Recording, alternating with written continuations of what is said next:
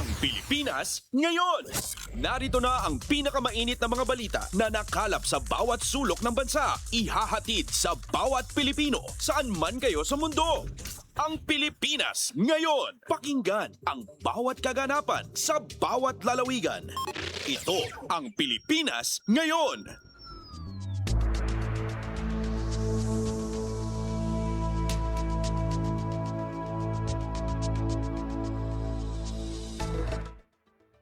Magandang araw Pilipinas at sa mga Pilipinong naabot ng online streaming at shortwave broadcast ng Radyo Pilipinas World Service. Ito po ang programang Ang Pilipinas Ngayon. Ako po si Win Peñano. Ngayon pong araw amin pong ihatid sa inyo ang mga may init na balita sa bansa, gayon na rin ang mga balita sa probinsya, pagnenegosyo at sports. Sa pamamagitan ng pakikipagtulungan ng Presidential Broadcast Service, Bureau of Broadcast Services sa United States Agency for Global Media o USAGM, napakikinggan po ang ating mga programa sa shortwave sa pamamagitan po ng ating mga shortwave frequency na 9.920 MHz, 12.120 MHz at 15.190 MHz. Bukod po riyan, kami inyo rin pong napakikinggan sa mga streaming platform na PBS Receiver App, official Facebook page ng Radyo Pilipinas World Service, maging sa aming official YouTube channel. Mga kababayan, simulan na nating pasadahan ang mga balita sa araw na ito. Pasada ng mga balita mula sa Pilipinas para sa mga Pilipino saan man sa mundo. Ang Pilipinas ngayon!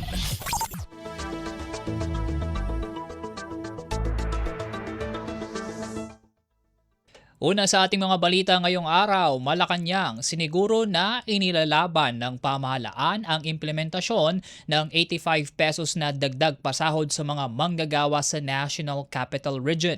Ginawa ng palasyo ang pagtitiyak maraang maglabas ng temporary restraining order ang Pasig Regional Trial Court laban sa pagpapatupad ng wage order.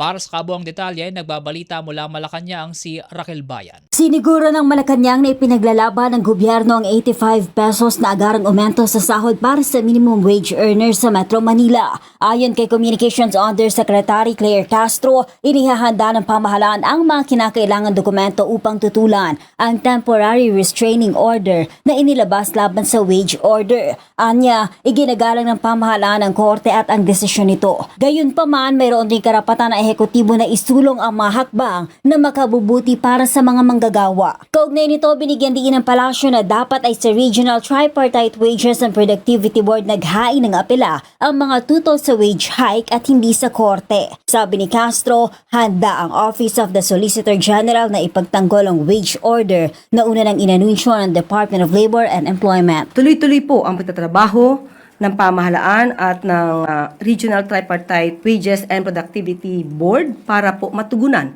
ang pangangailangan ng ating mga kababayan. Ang Office of the Solicitor General ay ready naman po na ipaglaban po ang wage order na naipasa po para sa ating mga manggagawa. Mula sa Malacanang para sa Bagong Pilipinas, Raquel Bayan ng Radyo Pilipinas, Radyo Publiko. Kumpleto, detalyadong balitaan, di papahuli sa mahahalagang kaganapan. Kamustahin ang inang bayan, ang Pilipinas ngayon.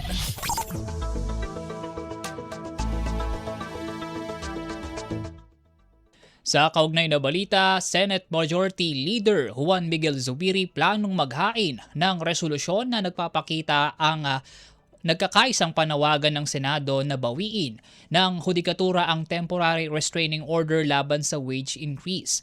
Ayon sa Senador, maski ang mga nasa minorya, suportado ang nasabing panawagan. Para sa kabuang ulat, nagbabalita mula Senado si Nympha Asuncion. Plano ni Senate Majority Leader Juan Miguel Zubiri na maghain ng resolusyon na magpapahayag ng sense of the Senate o nagkakaisang posisyon ng Senado para hilingin sa hudikatura na bawiin ang Temporary Restraining Order o TRO na pumigil sa implementasyon ng 85 pesos daily minimum wage hike sa Metro Manila. Sinabi ni Zubiri na pangungunahan niya ang pagbuo ng resolusyon at nagpahayag na ang ilang mga senador ng suporta para dito, kabilang na ang minority senators bilang pagpapakita ng nagkakaisang panawagan ng Senado sa hudikatura. Ayon sa Majority Leader, layunin ng resolusyon na hilingin sa Korte na payagan ang agarang pagpapatupad ng wage increase para makatulong sa mga minimum wage earners na nahaharap sa patuloy na pagtaas ng presyo ng mga pangunahing bilihin.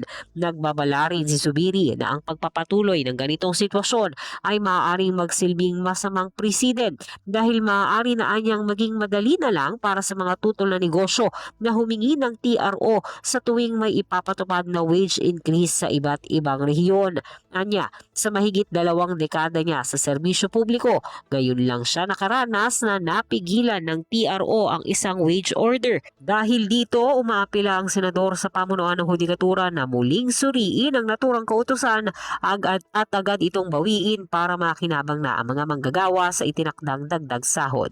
Mula Senado para sa Bagong Pilipinas, Nimfa Asuncion, Radyo Pilipinas, Radyo Publiko. Kumpleto, detalyadong balitaan, di papahuli sa mahahalagang kaganapan. Kamustahin ang inang bayan, ang Pilipinas ngayon.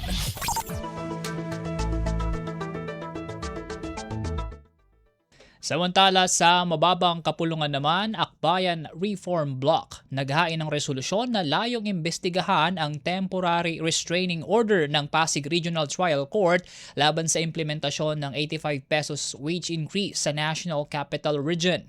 Mula Kamara de Representantes nagbabalita si Kathleen Forbes. Inihain na Akbayan Reform Bloc ang House Resolution 1273 upang imbestigahan ng House Committee on Labor and Employment ang epekto ng temporary restraining order sa pagpapatupad ng 85 pesos na minimum wage hike sa Metro Manila at ang kasalukuyang sistema ng pagtatakda ng sahod. Layunin ng resolusyon na alamin ang legal at praktikal na epekto ng pagpapahinto sa matatanggap na sahod ng mga manggagawa, pati na ang mga posibleng hakbang ng Kongreso upang mapalakas ang implementasyon ng mga wage order. Ayon kay Akbayan Party List Representative Percy Sandanya, kailangan malinawan kung obligado bang isauli ng mga manggagawang nakatanggap na ng dagdag na 85 pesos na sahod matapos ipatigil ng korte ang pagpapatupad ng wage order. Git din ni Sandanya na dapat nang suriin kung sapat pa yung kasalukuyang wage setting mechanism ng Regional Tripartite Wages and Productivity Boards sa pagtukoy ng taas sahod. Umaasa ang Akbayan Reform Bloc na magsisilbing batayan ng investigasyon sa pagbuo ng mga panukalang magpapalakas sa pagpapatupad ng wage order at higit na magpoprotekta sa karapatan ng manggagawa. Para sa Bagong Pilipinas, Kathleen Forbes, Radyo Pilipinas, Radyo Publiko.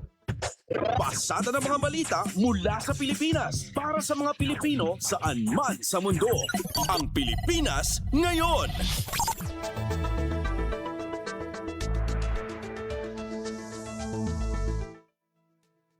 Sa iba pang balita, humigit 770,000 low-income members ng Social Security System o SSS ang nabigyan ng 2,000 pisong uplift assistance. Bahagi ito ng pagsusumikap ng administrasyon na matulungan ang mga naapektuhan ng nagpapatuloy na tensyon sa Middle East. Ayon kay Department of Social Welfare and Development spokesperson Assistant Secretary Irene Dumlao, ang low-income SSS members ay kabilang sa Group 3 ng Uplift Assistance Program.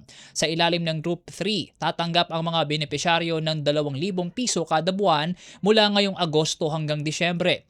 Direktang ibinibigay ng SSS ang tulong pinansyal sa rehistradong bangko o disbursement accounts ng mga kwalipikadong benepisyaryo.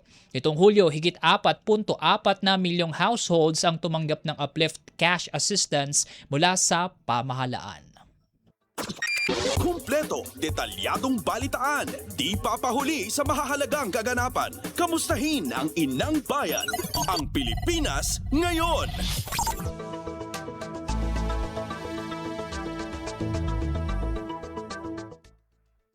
Mahigit 8 milyong customers ang inaasahang makikinabang sa 10.5 bilyong pisong refund mula sa Meralco.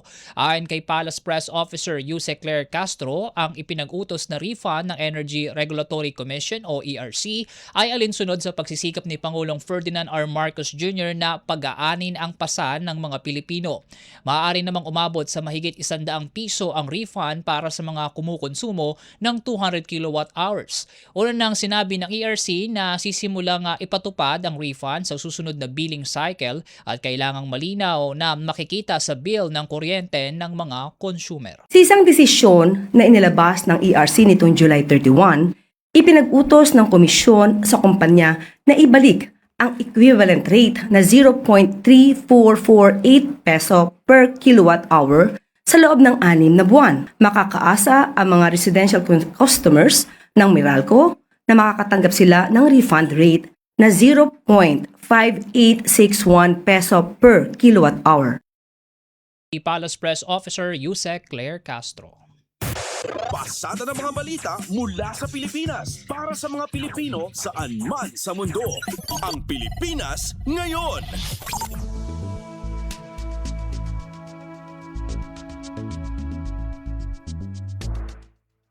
Sa kaugnay na balita, suportado ng Philippine Chamber of Commerce and Industry o PCCI ang pag-alis ng Systems Loss Charge at kaakibat nitong value-added tax sa singil sa kuryente ng mga energy provider. Maalalang ipinanawagan ni Pangulong Ferdinand R. Marcos Jr. ang nasabing hakbang mula sa kanyang State of the Nation Address o SONA kamakailan. Sa panayam ng Radyo Pilipinas World Service kay PCCI President Ferdinand Perry Ferrer, binahagi nito na malaking tulong para sa pribadong sektor at mga negosyante ang pagtanggal ng Systems Loss Charge mula sa kanilang buwan ng bayarin sa kuryente. Anya, hindi lamang ang mga negosyante ang makikinabang sa naisin na ito ni Pangulong Marcos, kundi ang buong bansa. Handa rin anya na makipagtulungan ang PCCI at pribadong sektor para sa mga reforma sa umiiral na batas para sa pagpapatupad nito. Dagdag pa ni Ferrer, isa rin sa nagiging balakid para sa mga nais mamuhunan o magtayo ng negosyo mula sa loob at labas ng bansa ang taas ng presyo ng kuryente, kaya dapat anya itong mapag-aralan. Alam natin na ang kuryente ay lahat ng Pilipino, ultimong negosyante, hindi lang negosyante, pati na ang mga household, consumers, mga eskwelahan ay gumagamit ng kuryente. Kaya ang pagbaba or pag-alis ng systems loss at katumbas na VAT tax dito sa kuryente ay makakatulong sa lahat at buong Pilipinas. Kaya we support the President in removing the systems loss. Ang pahayag ni PCCI President Ferdinand Ferrer. Kumpleto, detalyadong balitaan, di papahuli sa mahahalagang kaganapan. Kamustahin ang inang bayan, ang Pilipinas ngayon.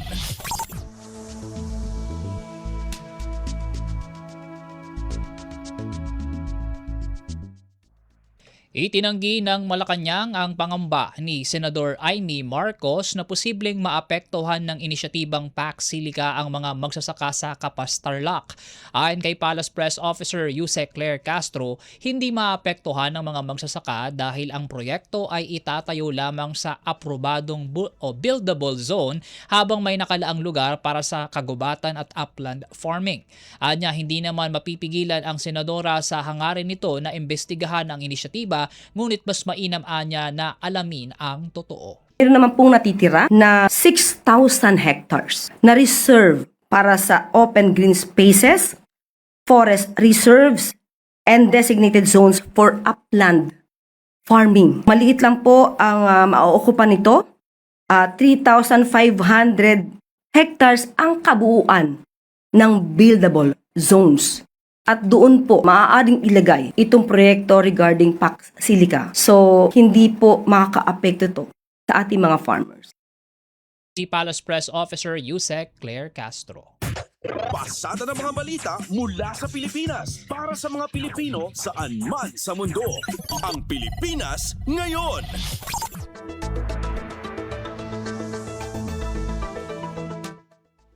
Sa iba pang balita, Department of Social Welfare and Development nakatutok sa paghahatid ng tulong sa mga naapektuhan ng Bagyong Luis. Para sa kabuong detalye, nagbabalita si Mary Ann Bastasa. Nakatutok na ang Department of Social Welfare and Development sa paghahatid ng tulong sa mga pamilyang nasalanta ng Bagyong Luis Ayon sa DSWD, nakapaghatid na ito ng paunang 1.1 milyong humanitarian assistance sa mga naapektuhang komunidad. Paunahin dito ang family food packs at ready-to-eat food sa mga na-stranded at mga nananatili sa evacuation centers. Sa pinakahuling tala ng DSWD, sumampa na sa higit 9,000 residente sa Cagayan Valley Region, Central Luzon, Bicol at sa Region 9 ang apektado ng Bagyong Luis. Sa bilang na ito, nasa 1,200 pamilya ang kutumbas ng higit 3,000 individual ang nananatili sa evacuation centers. Tiniyak naman ng Kagwara na available pa ang nasa 6 na bilyong pisong halaga ng relief resources nito para umayuda sa mga nasalantang komunidad. Mula sa DSWD para sa Bagong Pilipinas, Meran Bastasa, Radyo Pilipinas, Radyo Publiko. Kumpleto, detalyadong balitaan, di papahuli sa mahahalagang kaganapan. Kamustahin ang inang bayan, ang Pilipinas ngayon.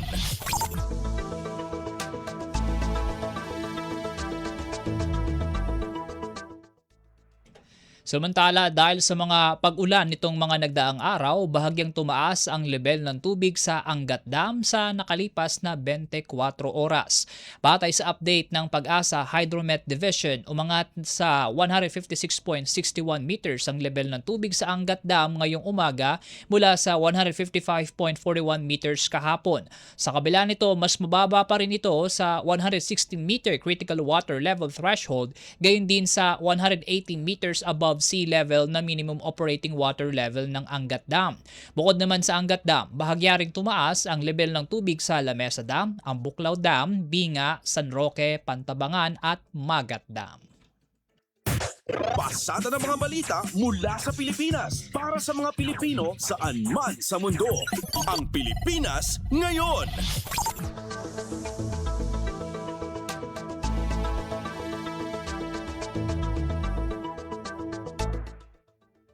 Nananatiling on track at mas puspusan na ngayon ang pagpapatayo ng National Disaster Risk Reduction and Management Council o NDRRMC sa Office of Civil Defense o OCD ng mga Highly Resilient Evacuation Center o mga Ligtas Pinoy Center.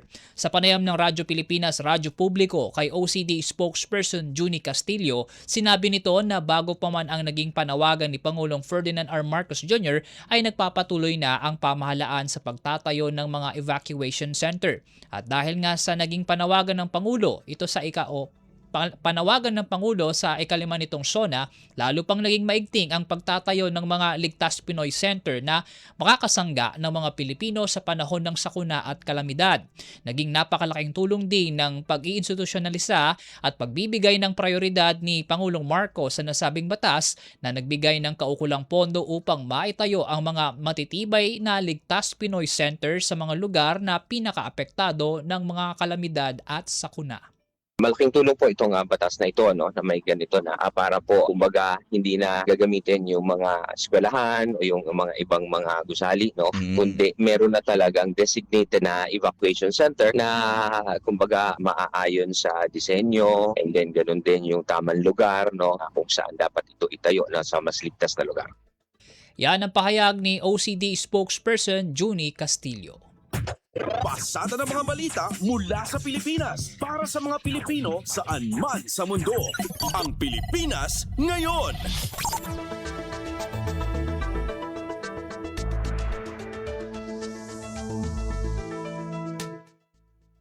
Sa iba pang balita, nakabatay sa mga ebidensya ang magiging aksyon ni Pangulong Ferdinand R. Marcos Jr. kaugnay sa umano'y gambling complaint laban kay Health Secretary Jose Brix Pujalte Jr. Pahayag ito ni Palace Press Officer Yuse Claire Castro makaraang ireklamo ng isang grupo ng concerned citizens ang umano'y paglabag sa batas ni Pujalte dahil sa pagsusugal at paglabag sa Code of Conduct at Ethical Standards for Public Officials and Employees. Ayon kay Castro, nananatili ang tiwala ng Pangulo sa kalihim sa kabila ng mga alegasyon. Sa ngayon po na wala pa naman pong nailalabas na anumang concrete evidence, maliban lamang po talaga kung ito talaga ay mapapatotohanan na, doon lamang po kikilos ang ating Pangulo. Si Palace Press Officer Yuse Claire Castro. Kumpleto, detalyadong balitaan, di papahuli sa mahahalagang kaganapan. Kamustahin ang inang bayan, ang Pilipinas ngayon.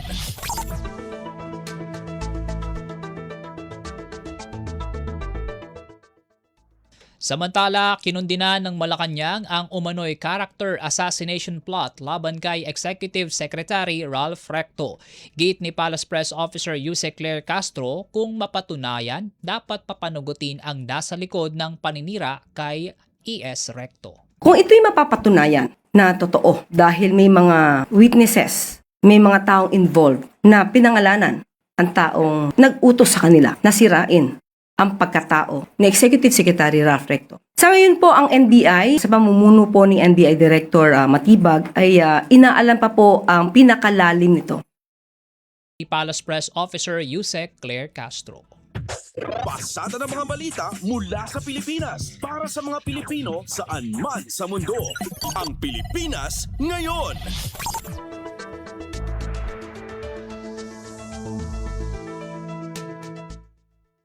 Suportado ng Malacanang ang panawagan ni Defense Secretary Gilberto Teodoro Jr. sa mga public official na isulong ang posisyon ng Pilipinas sa West Philippine Sea.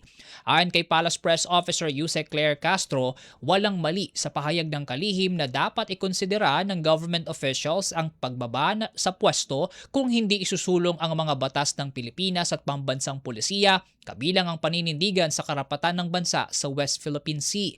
Ginawa ng Malacanang ang pahayag makaraang punahin ni Davao City 1st District Representative Pulong Duterte si Teodoro dahil sa umunoy pagpapataw ng loyalty test at pagbatiko sa China kaugnay ng paninindigan ng Pilipinas sa nasabing teritoryo. Giit ni Castro, dapat lantarang ipakita kung sino ang tunay na nagmamahal sa Pilipinas. Mas maganda po siguro talaga kung kayo po ay nagpapakita ng katulad ng pananaw ni Congressman Pulong Duterte. Mas magandang lumatad na sila para makita natin kung sino ba talaga ang totoong nagmamahal sa bansang Pilipinas. Palace Press Officer Yuse Claire Castro.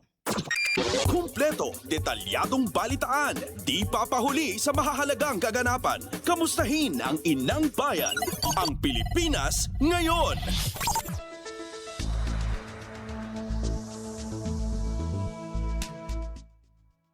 Nanindigan si Defense Secretary Gilberto Teodoro Jr. na walang mali sa kanyang sinabi hinggil sa pagkonsidera ng ilang opisyal ng pamahalaan na bumaba sa pwesto kung papanig lamang din naman sila sa China. Ito ang naging pahayag ni Teodoro matapos punahin ni Davao City 1st District Representative Paulo Pulong Duterte ang kanyang naging pahayag na umano'y pag-demonize sa China sa usapin sa West Philippine Sea. Ayon sa kalihim, kinakatawan lamang ng mga pahayag ni Representative Duterte ang kanyang mga naging pahayag. Dagdag pa ni Teodoro na parte lamang ng demokratikong diskurso ang mga naging pahayag ng mambabatas. Ang mahalaga sa ngayon ay maipaintindi sa lahat lalo na sa mga opisyal ng pamahalaan at mambabatas ang kahalagahan ng Administrative Order No. 29 na tumutukoy sa teritoryo ng bansa sa West Philippine Sea na dapat mismong protektahan ng bansa at mga opisyal ng pamahalaan. Ang sinabi ko, maliwanag, AO29, batas yan. At sinabi ko, ang dilema or ng mga kailangan tumupad nito dahil, regulation yan, force and effect of law. And it puts a person na public officer in an awkward situation. Kung salungat yung gawa, hindi yung paniwala, yung gawa tungkol dito. Ang pahayag ni Defense Secretary Gilberto Teodoro Jr. Kumpleto, detalyadong balitaan, di papahuli sa mahahalagang kaganapan. Kamustahin ang inang bayan, ang Pilipinas ngayon.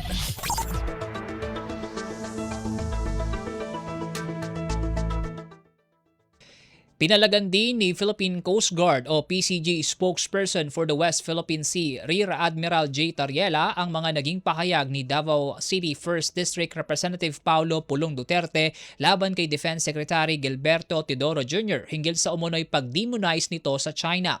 Ayon kay Tariela, ang mahalaga sa ngayon ay kung ano nga ba ang tinitindigan ng opisyal sa laban ng bansa sa West Philippine Sea habang patuloy ang malinaw na aggression at harassment ng China sa mga Pilipino, lalo na sa mga mangingisda. Anya, kung ang paninindigan nito ay hindi para sa Pilipinas kundi nakaangkla sa China, ay totoong may basihan nga ang panawagan ni Secretary Teodoro na pagbibitiw ng mga opisyal na nakalinya sa adhikain ng China. Una sa lahat, Hindi naman natin kailangang i-demonize ang China dahil sa pang-araw-araw na ginagawa nila sa West Philippine Sea, sa encroachment, sa aggression, sa bullying sa ating mga mangingisdang Pilipino. There's no need for us to demonize China. Ginagawa ng China to araw-araw. And to defend China, parang bumabalik ka uli sa tanong na ano bang tinitindigan ni Congressman Paulo Duterte? Ang sakripisyo ng mga mangingisdang Pilipino, ang pakikipagsapalaran ng Coast Guard at ng Armed Forces of the Philippines? Pahayag ni PCG spokesperson for the West Philippine Sea, Rear Admiral J. Tariela. Pasada ng mga balita mula sa Pilipinas para sa mga Pilipino saan man sa mundo. Ang Pilipinas ngayon.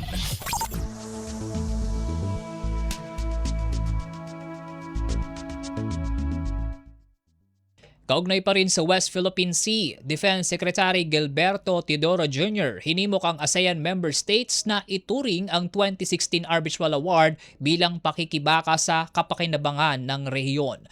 Para sa kabuang ulat, nagbabalita si J. Mark Dagala. Hinimok ni Defense Secretary Gilberto Teodoro Jr. ang mga bansang kasapi ng Association of Southeast Asian Nations na ituring ang 2016 Arbitral Award pabor sa Pilipinas hindi bilang solong panalo kundi ang pakikibaka para sa kapakinabangan ng rehiyon.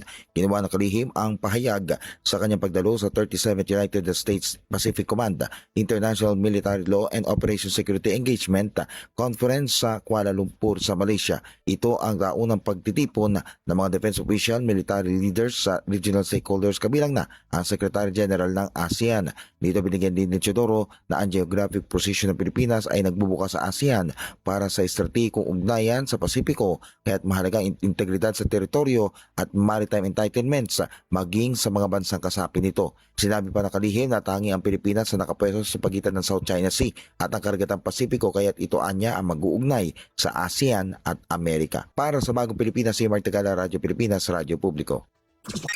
Kumpleto, detalyadong balitaan, di papahuli sa mahahalagang kaganapan. Kamustahin ang inang bayan, ang Pilipinas ngayon.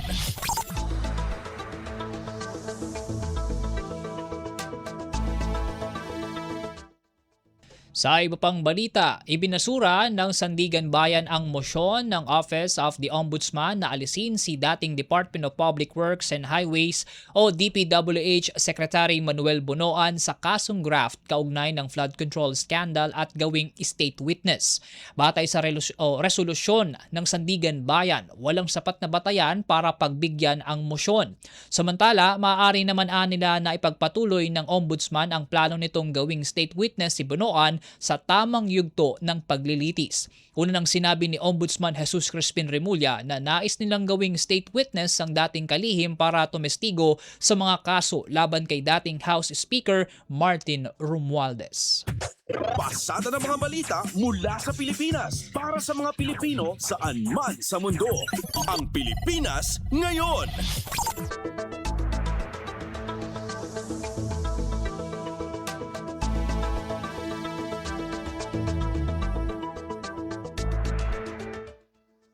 Samantala, itinanggi ng Malacanang ang alegasyong may selective justice makaraang payagan ng Sandigan Bayan na magpiyansa si dating Senador Bong Revilla kaugnay sa maanumalyang flood control project. Ayon kay Palace Press Officer Yusek Claire Castro, ang desisyon ay hindi nagmula kay Pangulong Ferdinand R. Marcos Jr. kundi sa independent court. Alam natin na may separation of powers. Kung yan lang din po ang iisipin ng mga kababayan natin, na bakit siya pa ang unang nabigyan ng temporary liberty. Kung yan talaga ay may katotohanan at sasabihin natin may kamay ang Pangulo dito, hindi ba dapat hindi na lang siya sinampahan ng kaso? Palace Press Officer Yusek Claire Castro. Kumpleto, detalyadong balitaan, di papahuli sa mahahalagang kaganapan. Kamustahin ang inang bayan, ang Pilipinas ngayon.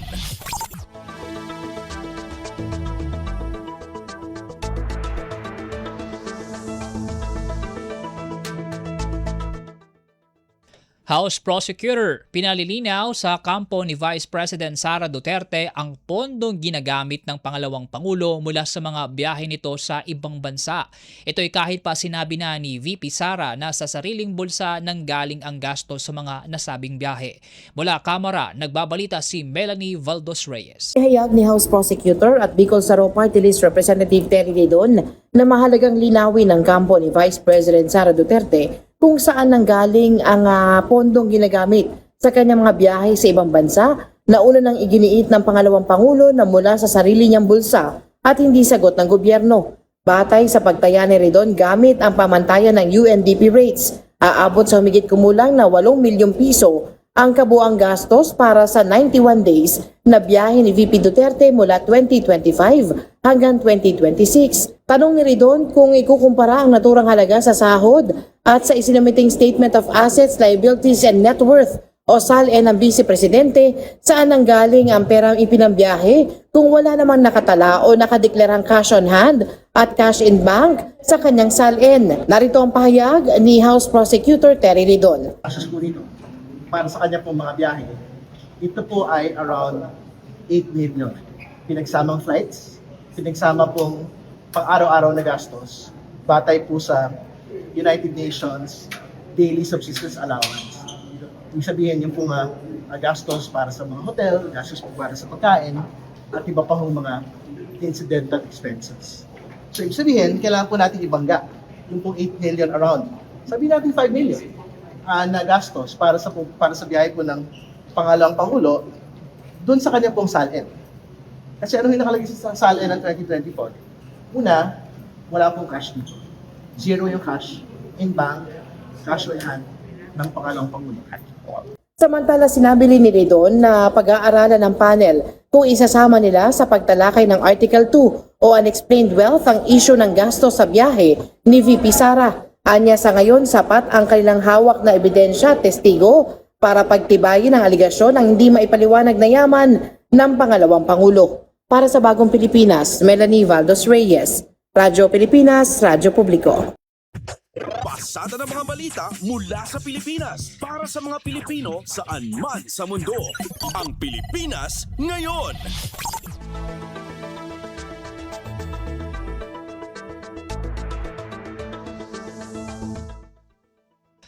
43% ng mga Pilipino ang tumukoy sa bribery bilang pinakaseryosong impeachment charge laban kay Vice President Sara Duterte.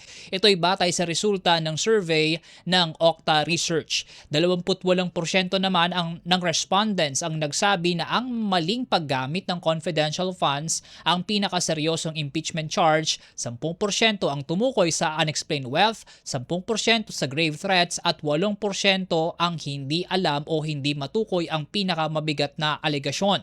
Isinagawa ang survey sa 1,200 adult respondents mula Hulyo 4 hanggang 11 ng taong kasalukuyan.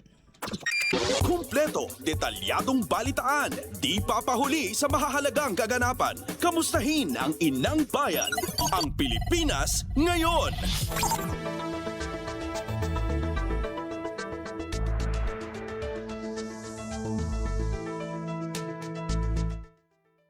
Inaprobahan ng Senado ang pagtatalaga ng mga bagong chairperson at miyembro ng ilang permanent committees matapos aprobahan sa plenaryo ang mga mosyon ni Senate Minority Leader Alan Peter Cayetano at Senate Majority Leader Juan Miguel Zubiri. Itinalaga si Senator Mark Villar bilang Vice Chairperson ng Committee on Agriculture, Food and Agrarian Reform at Chairperson ng Committee on Banks, Financial Institutions at Currencies.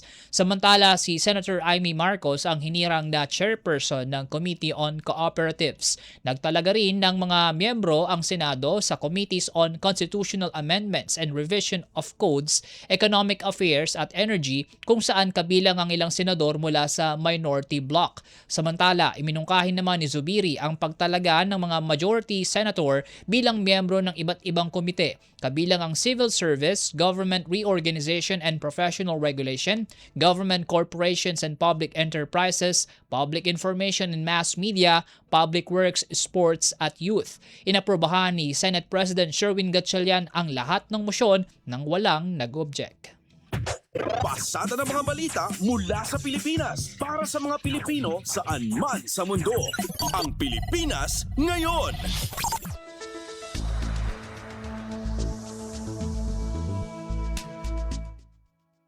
Ipinaliwanag ng isang ekonomista kung gaano kabulnerable ang ekonomiya ng Pilipinas mula sa nagiging epekto ng kaguluhan sa gitnang silangan, partikular sa pagdating sa inflation rate ng bansa. Sa panayam ng Radyo Pilipinas World Service kay Filipino-Canadian economist Dr. Michael Batu, sinabi nito na batay sa naging tala ng Bangko Sentral ng Pilipinas o BSP sa inflation ng bansa, may malaking epekto pa rin ang paggalaw ng presyo ng mga produktong petrolyo sa pandaigdigang merkado. Anya, bagamat bumaba ang presyo ng ibang mga pangunahing bilihin, mayroon pa rin ibang mga pangangailangan ang tumaas ang presyo na nakaaapekto sa inflation, tulad na lamang ng singil sa kuryente na sinasalo ng mga consumer. Ayon pa kay Batu, depende rin sa sektor na kinabibilangan ng mga mamamayan o antas sa lipunan kung paano nila nararamdaman ang epekto ng inflation sa bansa dahil sa pagkakaiba-iba ng pangangailangan nito. That shows how vulnerable the Philippine economy is in terms of shocks, both internal and external. Kasi alam naman natin na may gulo sa Middle East, and the Philippines being an oil importer, so nakaapektuhan talaga tayo pag sumipa ang presyo ng produktong petrolyo sa pandaigdigang pamilihan. So nakaka-contribute din sa inflation.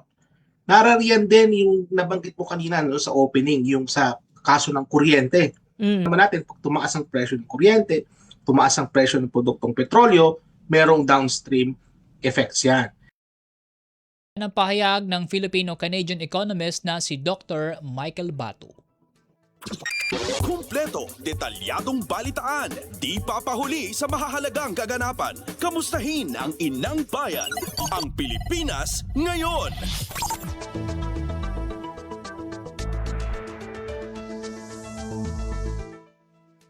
Pangulong Ferdinand R. Marcos Jr. pinasisiguro ang maayos at mapayapang pagdaraos ng parliamentary election sa Bangsamoro Autonomous Region in Muslim Mindanao o BARM.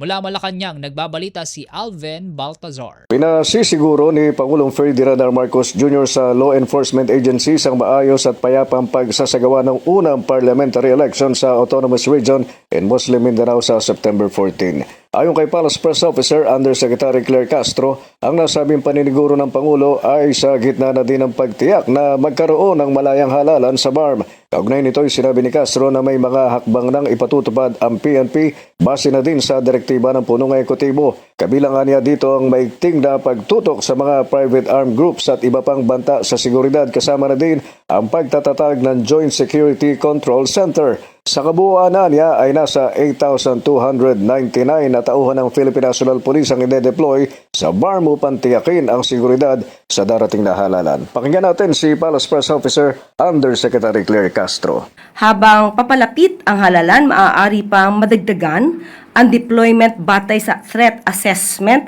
at sa magiging pangangailangan ng COMELEC.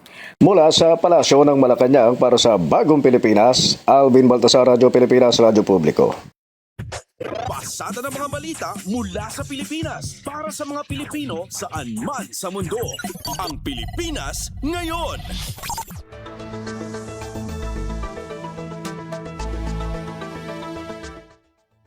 Sa kaugnay na balita, Department of Energy tiniyak na walang mangyayaring power interruption sa darating na BARM elections. Mula DOE, nagbabalita si AJ Ignacio. Tiniyak ng Department of Energy na walang maitatalang power interruption sa isasagawang BRMM election sa Mindanao. Ayon kay DOE Undersecretary Giovanni Carlo Bacordo na sila ay nakipag-ugnay na sa iba't ibang mga electric cooperatives na nakakasakop sa mga lugar na pagdarausan ng eleksyon upang masiguro na may sapat na supply ng kuryente sa nasabing BARM elections. Dagdag pa ni Bacordo na nakikipag-ugnay na rin sila sa mga otoridad para naman sa seguridad ng mga electric power plant upang masiguro na walang anumang pagtatangkang isabotahe ang BARM elections. Muli naman sinikuro ng DOE na handa na ang sektor ng enerhiya sa nasabing eleksyon. Mula pa rin dito sa Department of Energy para sa Bagong Pilipinas, Ignacio ng Radyo Pilipinas, Radyo Publiko. Pasada ng mga balita mula sa Pilipinas para sa mga Pilipino saan man sa mundo. Ang Pilipinas ngayon.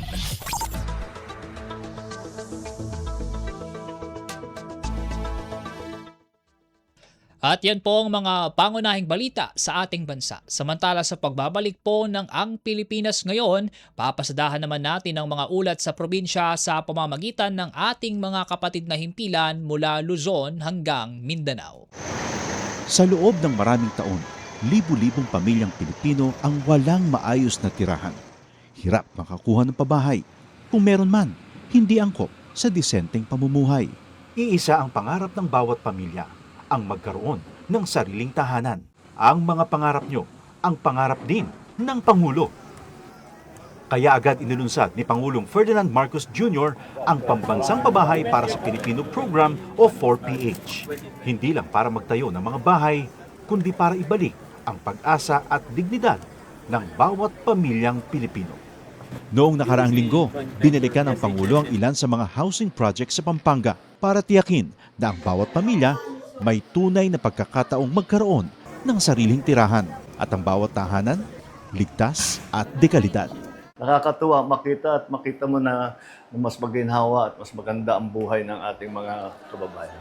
Dagdag pa ni Secretary Jose Ramon Aliling ng Department of Human Settlements and Urban Development. Ngayon, lahat po ng modalities. Nandiyan po yung horizontal, house and lot. Ang dignidad ng pamilya ay, lalo na ang Pilipinong pamilya ay pag nagkaroon siya ng sarili niyang bahay. Kwento ng mga residente, dahil sa mababang interes sa pabahay, naging mas abot kaya ito para sa kanila.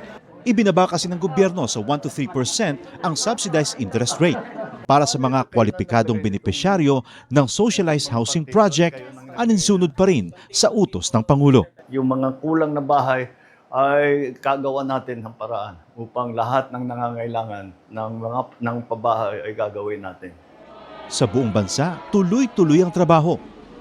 Isa-isang inaayos sa mga bagay na magpapagaan sa buhay ng mga Pilipino. Kasama na rito ang disente at sariling tirahan na hindi lang pangarap, kundi tahanang nabubuksan para sa bawat Pilipino. Garantisadong solusyon at aksyon ang handog sa iyo ng bagong Pilipinas Presidential Action Center. Sundin lang ang mga sumusunod para makakuha ng appointment.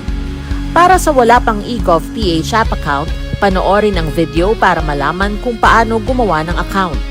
Kung meron ng account sa eGov.ph app, mag-login dito. Saka hanapin ang online registration tab para sa bagong Pilipinas Presidential Action Center. Pindutin ito para makita ang available na government services. Piliin ang serbisyo na iyong kailangan mula sa listahan. I-upload ang requirements ng serbisyong kailangan mo.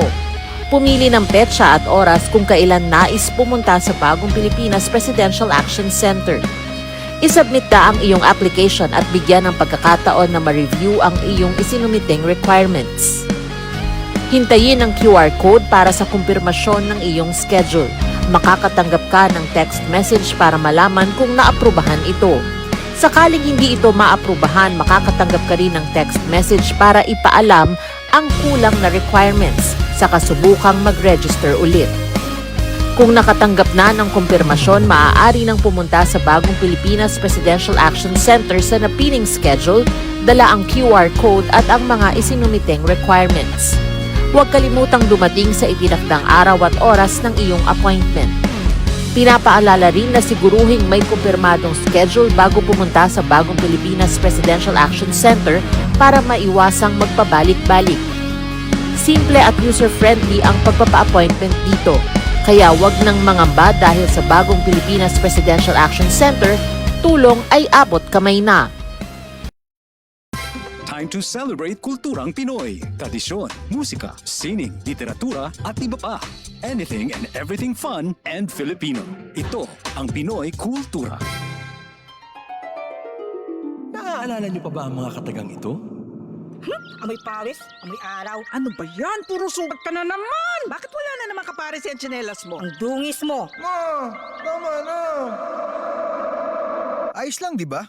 Masaya naman tayo naglalaro sa kalye ng sipa, patintero, agawang base, habulan, jolen, trumpo, text, at marami pang iba. Some Filipino games just show how creative we are.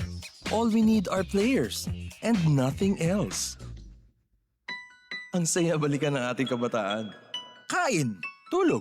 laro, laro, at laro. O ano, game na? Pagkabilang kong 3, nakatago na kayo! Yan ang Pinoy kultura because our culture is cool. Balita mula sa lalawigan sa bawat rehiyon ng ating bayan. Dito sa Ang Pilipinas Ngayon.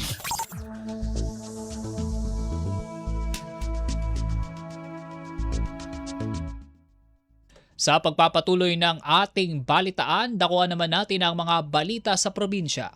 Una sa ating balitang probinsya, magsasaka mula sa bayan ng Burgos sa Ilocos Norte, nagsanay sa ilalim ng Organic Technologies for Vegetable Seed Production and Herb Cultivation.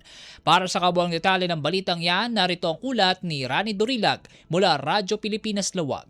Napinpintas pa iti paglaingan dagiti panalon kalpasan ti paragsanay Davao 20 Organic Technologies for Vegetable Seed Production and Herb Cultivation iti Barangay Sawit, Burgos, Ilocos Norte. Dediket inisyatibo ti organikong magsasaka ng Burgos ken Very Hills Integrated Farm iti panakitinulong ken suporta ti lokal gobyerno iti nasaw nga ili. Imunan ang nadakamat ni Mrs. Precious Hamorabon agtagikway ti Very Hills Farm iti paragadal dagiti panalon iti organic farming tapno matulungan da ang magkisayan ti gastos babaen ti vermi compost napaot asalun at ti daga masalakniban dagiti manalon ken iti pamilyada manipod iti makatangran nga epekto dagiti makasabidong a pestisidyo may pangato ti dekalidad nga apit masigurado ang natalged ken awan ti lauk na a chemical a produkto ken dadto mapay a benepisyo nagserbi dagiti eksperto manipod iti Bureau of Plant Industry kas instructors para iti programa bayat ti paragsanay ket naibinglay ken naisuro ti nagduduma nga topiko kang runaan dagiti napateg ken moderno awagas ti organikong agrikultura a pakiramanan ti production of organic vegetable seeds and herbs,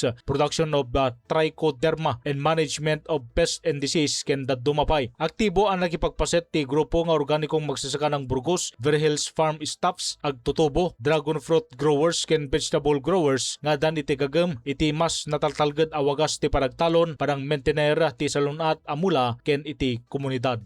Mula Radyo Pilipinas Lawag, ito si Rani Durilag para sa Radyo Pilipinas World Service. Balita mula sa lalawigan sa bawat rehiyon ng ating bayan. Dito sa Ang Pilipinas Ngayon.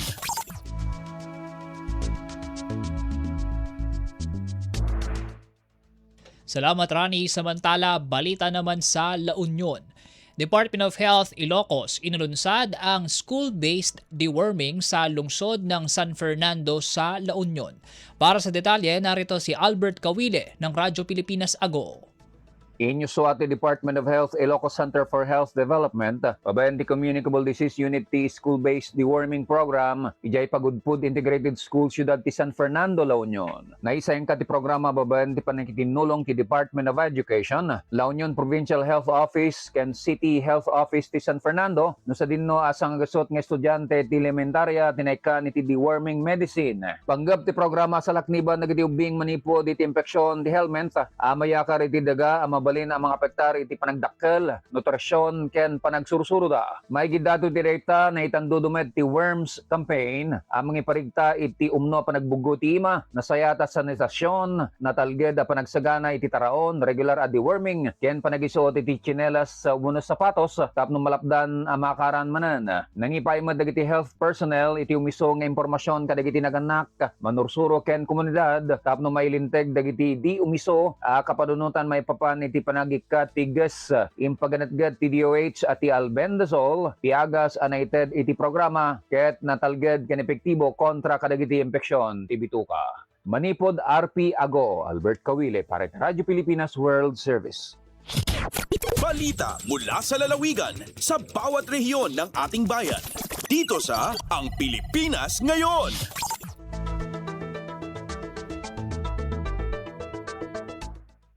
Salamat Albert mula Luzon, baba naman tayo sa Kabisayaan. Mga reforma para sa mas pinaigting na serbisyong medikal sa Eastern Samar, aprobado na. Para sa kabuang ulat, narito si Dayan Camplo ng Radyo Pilipinas Borongan. Ang Provincial Health Board inagaprubahan pirang mga key measures sa pagparosahiton serbisyo medikal habugos ng Eastern Samar durante gimbuhat nga paghirimang raw hadto naklabay nga semana. Pero ang mga ginaprubaran nga resolusyon in a reactivation and Special Health Fund or SHF account han probinsya and proposed to transfer han 12 million pesos como suporta ha mga healthcare programs, an adaptation and standardized essential medicines list nga na deployment hin kadungangan ng mga doctors sa Eastern Samar Provincial Hospital nga ni Felipe Abrego Memorial Hospital pinaagi ton Department of Health. Ang Health Board ginotorize sa gihapon ang pagrawat hino portable X-ray machine nga gindonarhan Asian Development Bank para mas mapakasagpa iton hospital diagnostic nga emergency response services. Ini nga mga approved measures in may panuyo nga mapakasug iton healthcare financing. Mapauro sa iton medical services nga sugad man ma-enhance iton mga programa panlawas palibot sa Eastern Samar. Tikang Didiha Syudad Han Borongan, Dian Camplon para Radyo Pilipinas World Service. Balita mula sa lalawigan sa bawat rehiyon ng ating bayan. Dito sa Ang Pilipinas Ngayon.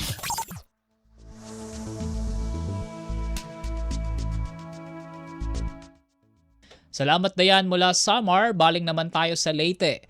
Overseas Workers Welfare Administration Southern Leyte nagbukas ng libreng scholarship para sa mga anak at kapatid ng OFWs. Si Dalia Orit ng Radyo Pilipinas Sogod sa detalye. Nag-abli na ang aplikasyon alang sa scholarship program nga gitanyag sa Overseas Workers Welfare Administration kun OWA alang sa mga kwalipikadong estudyante sa kolehiyo nga adunay ginikanan wala pa naminyo nga igsuon nga overseas Filipino workers kun OFW nga adunay kita nga ubos sa $1,000 kada buwan. Ubos sa ODSP 1, mahimong mo apply ang tanang first year sa kolehiyo samtang ang ODSP 2 alang sa mga estudyante gikan sa second year hangtod sa fifth year college. Gipahibalo sa lokal nga kagamhanan sa Masin nga limitado lamang ang ginakanon sa mahimo nga madawat sa programa.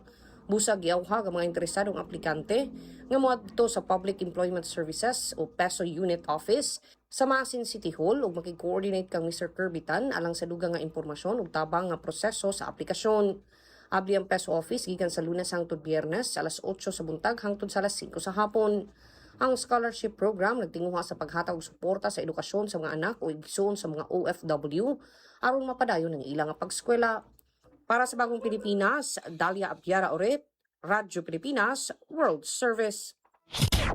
Balita mula sa lalawigan sa bawat rehiyon ng ating bayan. Dito sa Ang Pilipinas Ngayon. Salamat Dalia mula Kabisayaan, tawid naman tayo sa Mindanao. National Disability Rights Week ipinagdiwang ng pamahalaang panlalawigan ng Bukidnon. Si Kokoy Medina ng Radyo Pilipinas Cagayan de Oro sa detalye. Miduyog ang Provincial Government of Bukidnon sa pagpanguna sa Provincial Person with Disability Affairs Office sa ika-48 nga selebrasyon sa National Disability Rights Week. Subay sa mando sa Proclamation number 597, pinaagi sa pagpahigayon ug indigay sa mga partisipanting PWD gikan sa naglandeya nga mga lokal nga panggamhanan sa Bukidnon sa Kaamulan Open Theater, Kaamulan Park, Malaybalay City, Bukidnon. Kini nga selebrasyon nagtumong sa paghatag og higayon nga maila ang katungod sa mga PWDs ingon man nagpahinumdom nga adunay gobyerno nga nagpaluyo og nagsuporta kanila. Sa maong higayon nagpakita ang mga partisipante sa ilang mga talento. Pinaagi sa dance contest, disability rights advocacy contest, quiz bee, policy legislation writing contest o electronic poster making contest. Gikan din ni sa Dakbayan sa Cagayan de Oro, Kokoy Medina para sa Radyo Pilipinas World Service. Balita mula sa lalawigan sa bawat rehiyon ng ating bayan. Dito sa Ang Pilipinas Ngayon.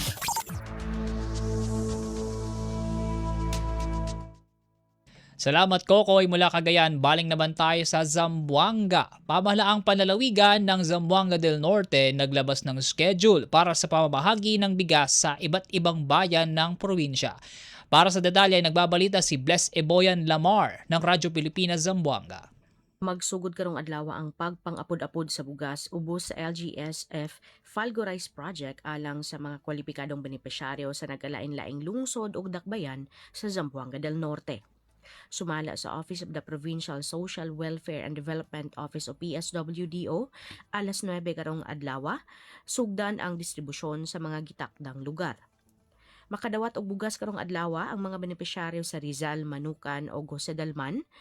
Ugma, ipadayon ang pagpang-apod-apod sa Katipunan ug Rojas. Sa Agosto 10 ang mga lungsod sa Siayan ug Sindangan. Ang sunod nga pagaserbisyuhan, samtang sa Agosto 11 ang distribusyon himuon sa Dakbayan sa Dipolog. Giawhag sa PSWDO ang tanang kwalipikadong benepisyaryo nga motambong sa ilang gitakdang petsa ug lugar sa pagpang-apod-apod. Gikinahanglan usab nga magdala sila og balidong government-issued ID aron masiguro ang hapsay, paspas ug organisado nga proseso sa pagdawat sa bugas. Gipahinumduman usab ang mga tanang benepisyaryo nga sundon ang mga giya ug mga patakaran sa lugar sa distribusyon aron magmalampuson ug hapsay ang paghatag sa maong ayuda. Gikan diri sa Radyo Pilipinas, Zamboanga. Kini si Bless Iboyan Lamar para sa Radyo Pilipinas World Service. Balita mula sa lalawigan sa bawat rehiyon ng ating bayan. Dito sa Ang Pilipinas Ngayon.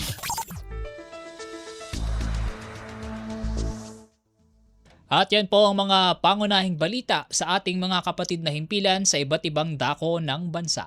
Samantala mula Balitang Probinsya, tunguhin naman natin ang mga may init na balita sa larangan ng pagnenegosyo at kalakalan na ihatid sa atin ni Steph Vicente sa pagbabalik po yan ng Ang Pilipinas Ngayon. Makalipas lamang po ang ilang paalala.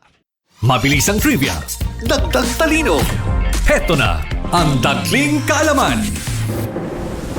Alam nyo ba, kahit napakalakas ng isang bagyo, may partitong tahimik at kalmado. Ito ang tinatawag na mata ng bagyo.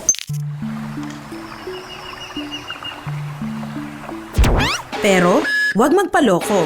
Pagkatapos ng mata, susunod ang eyewall, kung saan nararanasan ang pinakamalakas na hangin at ulan na kayang magdulot ng matinding pinsala. Kaya tandaan, kapag biglang tumahimik sa gitna ng bagyo, hindi pa tapos ang panganib. Kaunting kaalaman na malaking dagdag talino. Abangan muli ang susunod na Dagling Kaalaman. Magandang araw, si Dingdong Dantes po ito. Narinig mo na ba ang yellow, orange at red warning system ng Pag-asa para sa malakas na ulan at pagbaha? Madali lang yan tandaan. Yellow, kapag posibleng magkaroon ng baha sa mga mabababang lugar o sa mga malalapit sa ilog. Dahil ito sa malakas na pag-ulan sa loob ng 1 oras o higit pa. Kapag naka-yellow warning, maging alerto at mag-monitor na ng panahon. Orange warning naman kung mas mataas na ang tsansa ng pagbaha at landslide dahil sa matinding pag-ulan sa loob ng 1 oras o higit pa. Kaya naman maghanda na sa posibleng paglikas. At kapag may red warning naman, nako, eto na. Panigurado ng babahain ang mga mapapapang lugar at magkakaroon ng landslide kaya pinapayuhan ng mag-evacuate ang mga tao. Sumunod sa payo ng LGU kung kinakailangan ng lumikas ng inyong pamilya papunta sa evacuation center. Sa susunod na marinig mo ang color-coded rainfall warning na ito, alam mo na, #panatag ang may alam. Maging panatag, Pilipinas. Mabilis ang trivia, dagdag talino. Heto na ang Dagling Kaalaman. Mga kababayan, maging alerto sa rainfall advisories ng Pag-asa. Yellow Rainfall Advisory.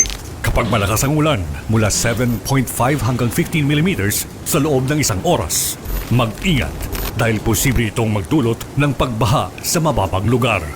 Orange Rainfall Advisory. Mas malakas na ulan mula 15 hanggang 30 mm.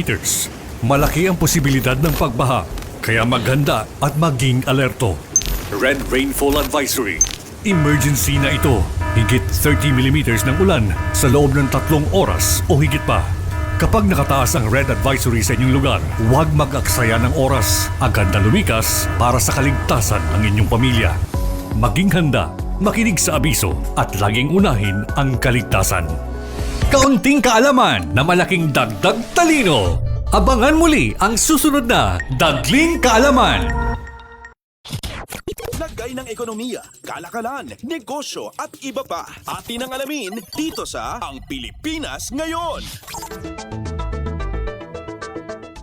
Magandang araw, nagbabalik na po ang programang Ang Pilipinas Ngayon at narito na ang segmentong Balitang Negosyo at Kalakalan.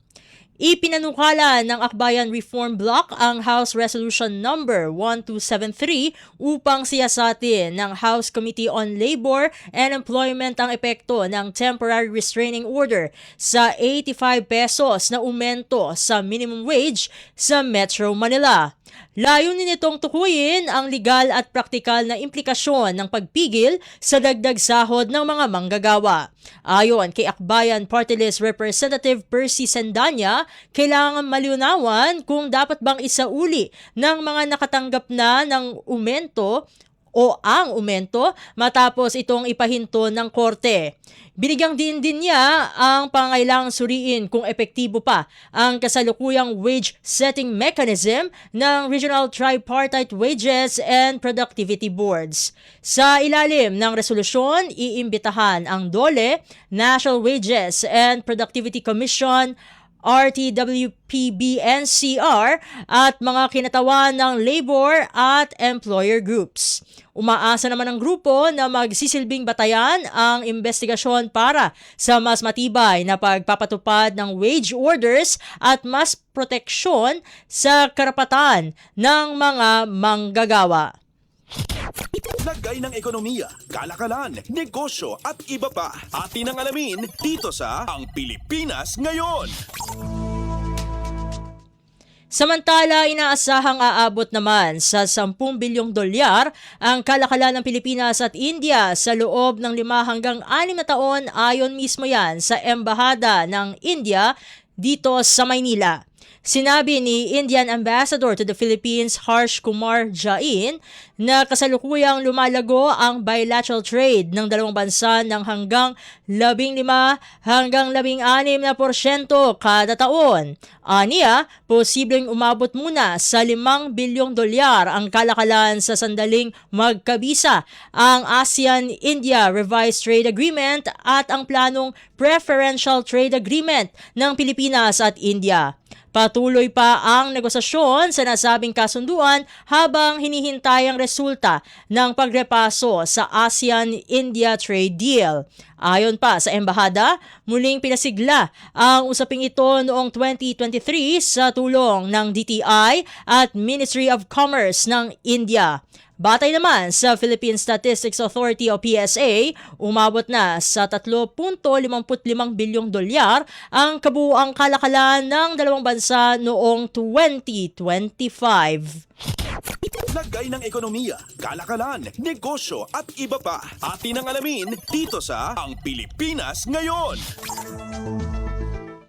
Sa iba pang mga ulat na itala ang pagbaba ng presyo ng bigas sa bansa sa ikalawang bahagi ng Hulyo ayon sa Philippine Statistics Authority o PSA.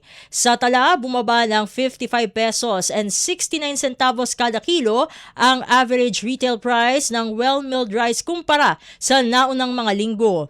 Bumaba rin ang presyo ng sariwang baboy na may buto sa 306 pesos and 16 centavos kada kilo mula sa mas mataas na presyo noong mga nakaraang buwan at taon. Samantala, bahagyang bumaba ang presyo ng bangus sa 238 pesos and 43 centavos kada kilo kumpara sa unang bahagi ng Hulyo. Gayunpaman, tumaas naman ang presyo ng kamatis sa 115 pesos and 26 centavos kada kilo mula sa mas mababang presyo noong nakaraang buwan. Ipinapakita ng datos ang magkakaibang galaw ng presyo ng pangunahing bilihin sa merkado. Lagay ng ekonomiya, kalakalan, negosyo at iba pa. Atin ang alamin dito sa Ang Pilipinas Ngayon. Samantala, lumampas sa target ang koleksyon ng Bureau of Customs Port of Clark sa unang semestre ng 2026 matapos makalikom ng 2.765 billion pesos. Ayon sa BOC, mas mataas ito ng mahigit 104 million pesos sa itinakdang target para sa panahong iyon. Malaki ang naitulong ng pinaigting na anti-smuggling operations na nagresulta sa pagkakasabat ng mahigit 614 million pesos na halaga ng kontrabando.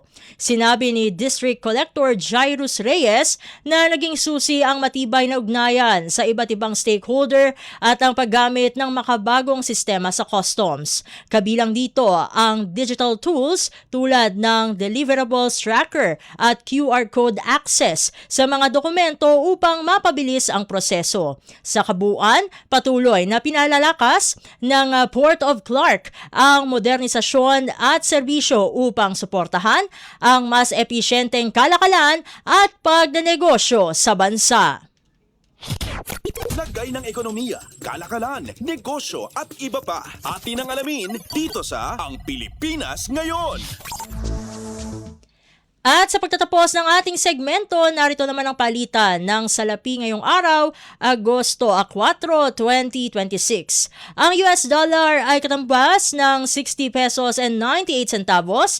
Ang Japanese yen naman ay katumbas ng 39 centavos. Ang Singaporean dollar ay nagkakahalaga ng 47 pesos and 57 centavos habang nanatili sa 4 centavos ang South Korean won. Ang Chinese yuan ay nagkakahalaga ng 9 pesos and 3 centavos habang nasa 7 pesos and 78 centavos naman ang Hong Kong dollar. Ang British pound ay nagkakahalaga ng 81 pesos and 92 centavos habang katumbas naman ng 70 pesos and 20 centavos ang euro. Ang Canadian dollar ay katumbas ng 43 pesos and 42 centavos habang nasa 16 pesos and 24 centavos naman ang Saudi Arabian rial. Lagay ng ekonomiya, kalakalan, negosyo at iba pa. Atin ang alamin dito sa Ang Pilipinas Ngayon. At dito na po nagtatapos ang ating segmentong Balitang Negosyo at Kalakalan para sa araw na ito. Ako po ang inyong lingkod, Steph Vicente, para sa Radyo Pilipinas World Service. Susunod na po ang ating segmentong Balitang Sports na ihahatid naman sa atin ni Leo Magpayo sa pagbabalik ng Ang Pilipinas Ngayon makalipas lamang ng ilang mga paalala. Plano mo rin bang magkaroon ng sariling bahay soon? Uy, yan ang life goals. At sa pagpili ng lokasyon ng iyong dream house, siguraduhin nyo naman na safe ka from landslide. So here are some tips. Kung maiiwasan, huwag magtayo ng bahay sa matatarik na lugar. Iwasan din ang mga lugar na may malalambot na lupa at basag-basag na bato. Lalo na kung may history ng pagguho tulad ng mud flow at rockfall. Huwag ring magtayo ng bahay sa paanan ng bundok o burol dahil posible itong bagsakan ng landslide materials. Delikado. Dahil major milestone sa buhay ang pagkakaroon ng sariling bahay, siguraduhin nating safe naman ito sa landslide, hindi ba? #Panatag ang may alam. Maging panatag, Pilipinas. Itinuloy na po natin ang zero balance billing. Libre po. Ibig sabihin, ang serbisyo sa basic accommodation sa ating mga DOH na ospital, wala nang babayaran ang pasyente. Po, ang dami pong challenge, hindi po namin alam kung saan namin kukunin, ganon, nag-iisip kung paano namin mababayaran. Siyempre po, masayang-masaya, super saya po dahil na zero billing po kami. Opo, malaking po talaga, malaking tulong po. Mabilis lang din po. Bayad na ang bill ninyo. Uulitin ko, wala nang kailangan bayaran ng pasyente basta sa DOH Hospital dahil bayad na po ang bill ninyo. Naiiyak ako kasi sobrang saya. Maraming salamat po, Mr. President Bongbong Marcos Jr. Hindi kami nagkamali ng taong ihinalal.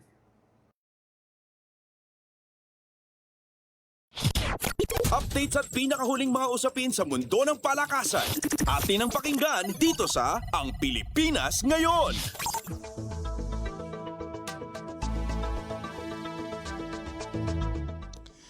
At nagbabalik po ang ating programang Ang Pilipinas Ngayon. Samantala, narito naman po ang sports balita.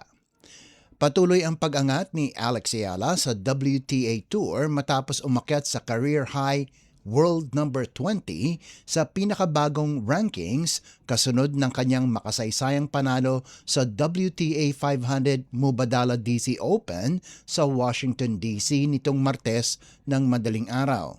Ang 21 anyos na Filipina ay tumaas ng 8 pwesto matapos ang kanyang breakthrough championship kung saan tinalo niya ang world number 3 at dating kampyon na si Jessica Pegula 4-6, 6-4 at 6-0 sa finals na inabot ng 2 araw dahil sa paulit-ulit na pag-ulan.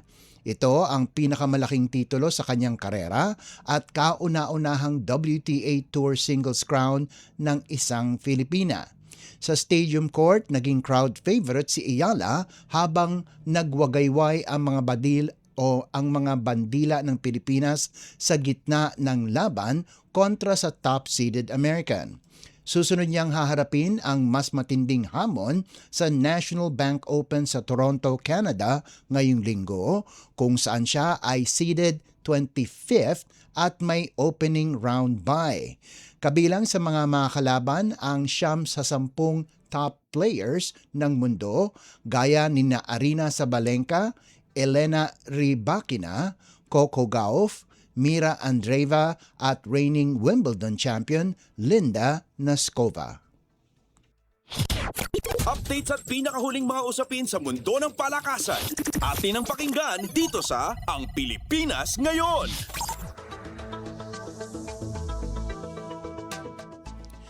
Kabilang ang mga rain or shine players na sina Adrian Nocum at Kylen Tiongson sa mga manlalaro na isinama ng Samahang Basketball ng Pilipinas o SBP sa long list na isinumite sa Asian Games Organizing Committee.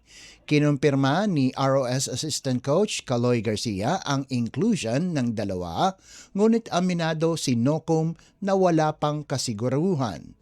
Sina Nocum at Tiongson ay nadagdag sa listahan na una ng inanunsyo ni SBP Executive Director Erica D. Kabilang sina Brandon Bates at Cedric Bearfield bukod pa sa mga Gilas mainstays na regular na lumalaban sa FIBA tournaments.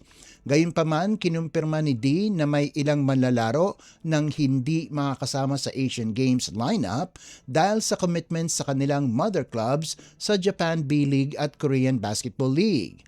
Kabilang dito sina AJ Edu, Dwight Ramos at Kevin Kiambao. Ang kanilang absence ay nagbubukas ng puwang para sa ilang dating PBA players na nasa long list na posibleng makapasok sa Final 12 para sa Continental Showpiece. Updates at pinakahuling mga usapin sa mundo ng palakasan. Atin ang pakinggan dito sa Ang Pilipinas Ngayon.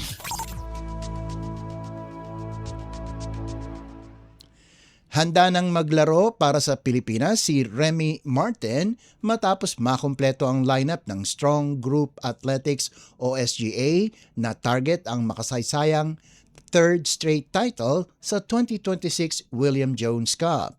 Ang 28 anyos na Phil Amgard ay bubuo sa powerhouse roster ng SGA na pinangungunahan ng dating NBA center na si Boban Marjanovic at mga returning players na sina Dave Ildefonso, DJ Fenner, Angelo Cuame, Tajuan Agi, Allen Liwag at Jonathan Manalili.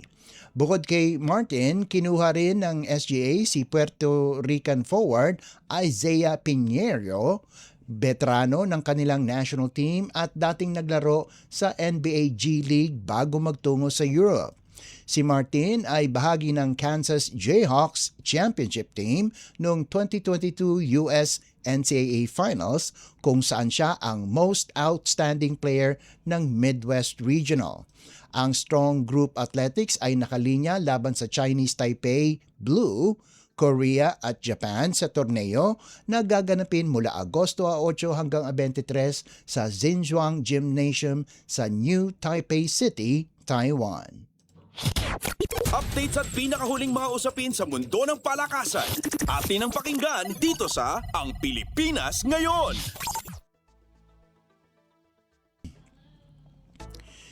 Unang hamon ng Alas Pilipinas Girls sa FIVB Volleyball Girls Under-17 World Championship ay ang pag-manage ng fatigue at mabilis na recovery matapos ang 32 oras na biyahe mula Maynila patungong Chile.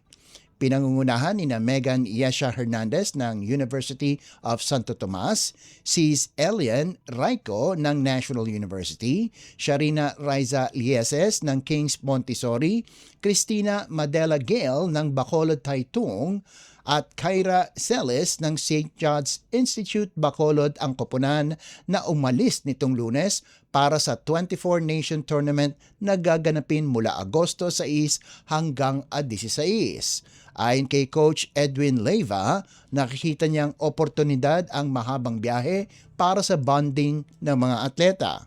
Suportado ng Philippine Sports Commission at Philippine Olympic Committee, tampok sa lineup ang mga manlalaro mula sa top programs gaya ng Ateneo, UST, NU at iba pang paaralan. Ang world number 25 Philippines ay nasa Pool B kasama ang top-ranked China, Mexico, Peru, Tunisia at Venezuela. Ang host Chile ay nasa Pool A habang Japan at Italy ang nangunguna sa Pool C at D. Updates at pinakahuling mga usapin sa mundo ng palakasan. Atin ang pakinggan dito sa Ang Pilipinas Ngayon.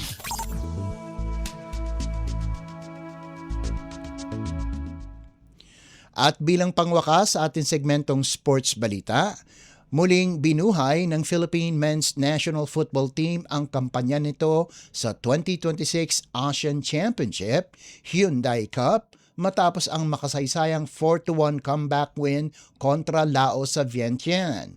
Para kay Philippine Football Federation o PFF President John Anthony Gutierrez, higit pa sa scoreline at ang tagumpay dahil sa ipinakitang tibay at sakripisyo ng koponan. Matapos maunahan ng 0-1 sa first half, bumawi ang Pilipinas sa second half sa pamamagitan ng 4 na sunod na goals mula kina John Lucero, Jarvey Gayoso, Daisuke Sato at isang own goal ng Laos. Pinuri rin niya ang suporta ng mga Filipino fans na anyay mahalaga sa pag-angat ng football sa bansa. Ang Hyundai Cup ay ginaganap sa labas ng FIFA International Match Calendar dahilan kung bakit ilang manlalaro ay hindi nakadalo dahil sa club commitments. Sa panalo, may 3 puntos na ang Pilipinas sa Group B, katumbas ng pinakamalaking winning margin nito laban sa Laos sa Asian Championship. Susunod na makakarap ng Ascals ang Thailand sa Agosto 4 sa New Clark City Stadium sa Capas, Tarlac. Updates at pinakahuling mga usapin sa mundo ng palakasan. Atin ang pakinggan dito sa Ang Pilipinas Ngayon.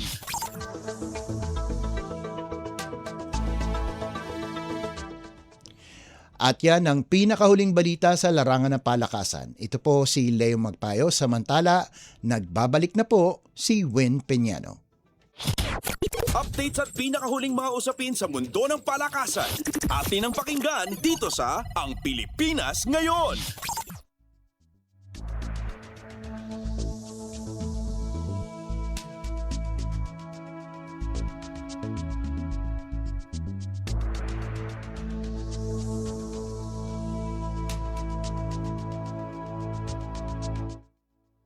Salamat Leo para sa ating sports balita ngayong araw. Mga kababayan, sumapit na po tayo sa pagtatapos ng ating palatuntunan sa araw na ito, pero bago po tayo tuluyang magpaalam, pasalamatan muna natin ang ating mga nakasama sa pagbabalita. Kay Steve Vicente para sa balitang negosyo at kalakalan, kaya Leo Magpayo para sa balitang pampalakasan, sa mga nakasama nating reporter na nagulat mula Luzon hanggang Mindanao, sa production side kanila Drizzle Nanyong at Jay Arevalo, sa ating mga kasama sa Master Control na sina Milo Junela, Susan Aison, Hiro Lucero, Rosero, JP Lumuntad at Anthony Pimentel at sa aming station manager na si Ginoong Ray Sampang. Ako po muli si Win Peñano, naway manatili po tayong malusog at ligtas at pagpalain po tayong lahat. At yan ang Pilipinas ngayon. Muling samahan sa parehong oras at alamin ang pinakahuling mga kaganapan at balita saan man kayo naroon. Ang Pilipinas ngayon.